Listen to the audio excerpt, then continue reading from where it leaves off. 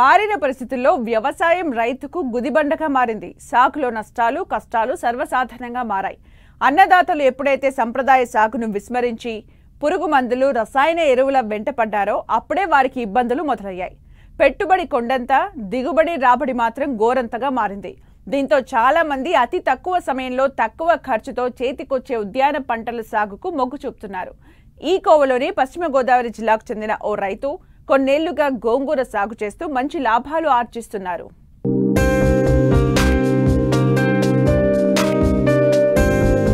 వాణిజ్య పంటల సాగులో పెట్టుబడి ఎక్కువ, లాభాలు తక్కువ.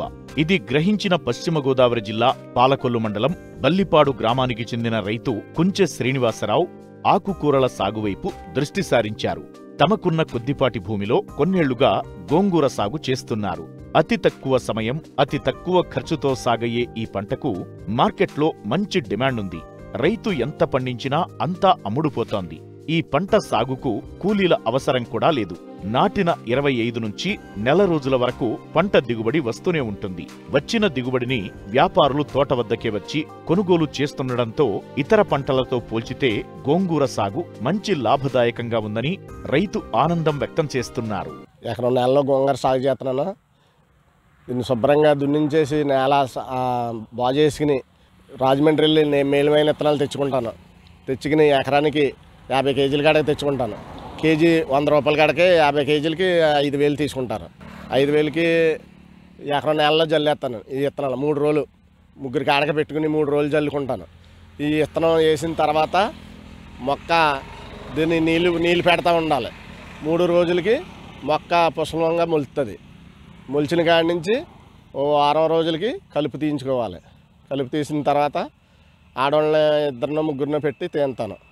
ఆర్గాని మందులు తెచ్చుకుని వాటి చేతకి ఊరి కలుపుకుని జల్లుతాను. మళ్ళీ 25 రోజులకి తీతకొచ్చేద్ది. 25 రోజుల్లో తీతకొచ్చే సమయంలో పురుగు పడుతుంది. పురుగు పట్టకోకుండా శుభ్రంగా చూసుకోవాలి.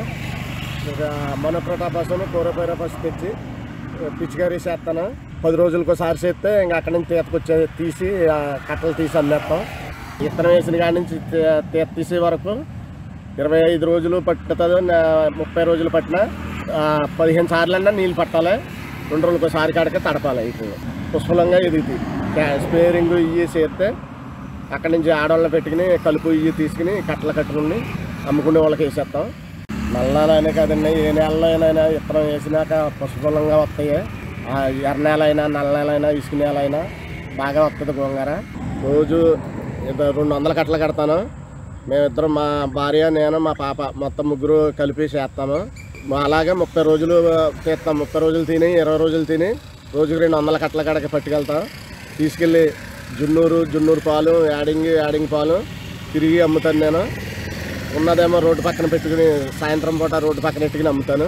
మొత్తం రోజు అత్తమాల మధ్య నుంచి తోట పక్కనే అమ్ముతాము. అందరూ శుభ్రంగా ఉందని ఆగి కొనుక్కుంటారు.